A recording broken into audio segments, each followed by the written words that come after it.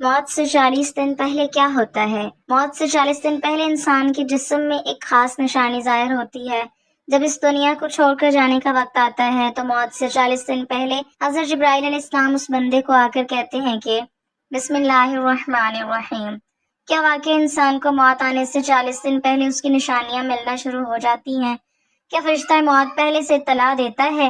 کیا ہر انسان کو اپنی آخری گھڑی کا احساس ہو جاتا ہے؟ یہ وہ سوالات ہیں جو صدیوں سے لوگوں کے ذہنوں میں گردش کر رہی ہیں، مگر آئیے اس موضوع کو قرآن و سنت کی روشنی میں سمجھتے ہیں۔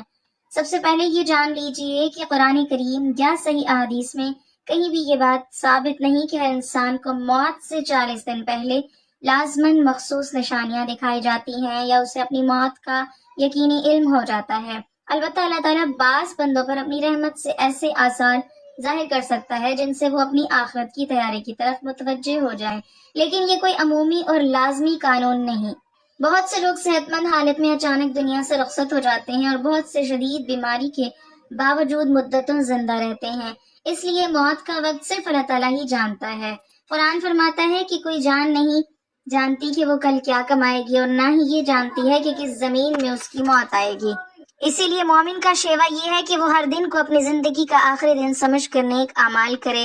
بعض اہل علم نے نیک خاتمے کی چند علامتیں بیان کی ہیں، جیسے زبان پر کلمہ جاری ہونا، اللہ کے ذکر کی رغبت بڑھ جانا، گناہوں سے سچی توبہ کرنا، حقوق العباد ادا کرنے کی فکر پیدا ہونا، نماز اور قرآن سے محبت بڑھ جانا، دل میں نرمی آ جانا اور اللہ سے ملاقات کی امید پیدا ہونا۔